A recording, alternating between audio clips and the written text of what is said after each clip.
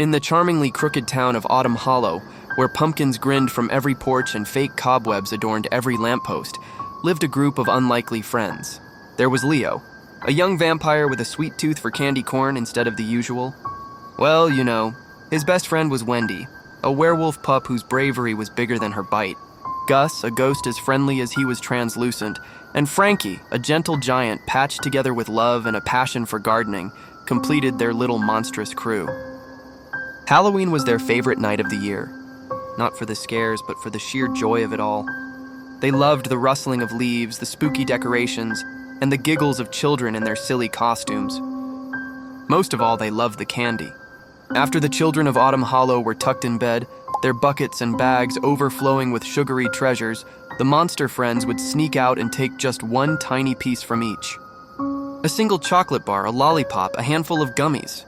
They saw it as a fair trade for their part in making Halloween so delightfully spooky. But this year, two particular residents of Autumn Hollow had a different plan. The Ghoul brothers, Griselda and Gregor, were a pair of goblins who believed that borrowing was for boors. They wanted it all. As the last of the trick-or-treaters headed home, their laughter echoing in the crisp autumn air, the Ghoul brothers put their dastardly plan into action. Later that night, Leo, Wendy, Gus, and Frankie set out for their annual candy collection. But something was wrong. The first bucket they peered into was empty, and the next and the next. A trail of discarded sticky wrappers led them down the winding path to the old abandoned licorice factory on the edge of town. There they found the Ghoul brothers perched atop a mountain of stolen candy, cackling with sugar-fueled delight. "Looking for this," sneered Griselda, holding up a half-eaten chocolate bar. Gregor let out a high-pitched giggle, firing a glob of sticky goo from a strange-looking contraption that narrowly missed Wendy's tail. The monster friends tried to reason with them, but the Ghoul brothers were too far gone in their candy craze. They unleashed a barrage of stinky pumpkin spice bombs and slippery banana peel launchers, forcing Leo and his friends to retreat. Defeated, they huddled together outside the factory. "What are we gonna do?" sighed Gus, his ghostly form drooping.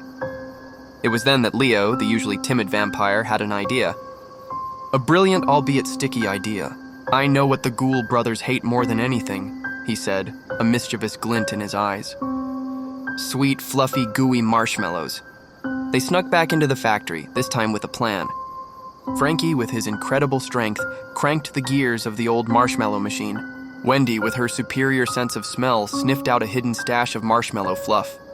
Gus, in his spectral form, zipped through the pipes, clearing out the clogs. And Leo, with a surprisingly steady hand, fine-tuned the machine's settings. With a mighty roar, the machine sputtered to life, unleashing a torrent of fluffy white goo. The Ghoul brothers, who had been too busy swimming in their sea of stolen sweets to notice, were caught completely by surprise. The marshmallow wave washed over them, leaving them stuck fast in a sticky, sweet mess. Just then, the children of Autumn Hollow, awakened by the commotion, arrived at the factory. But they weren't scared. They saw the brave monster friends, the defeated Ghoul brothers, and the mountains of their stolen candy. Seeing the sad looks on the children's faces, the monster friends knew what they had to do. They helped the children gather all the candy, even the slightly marshmallow-coated pieces. The Ghoul brothers, humbled and sticky, offered a sincere apology. They had been so consumed by their own greed that they had ruined the fun for everyone, including themselves. To their surprise, the children weren't angry. They were just happy to have their candy back. And now they had new friends.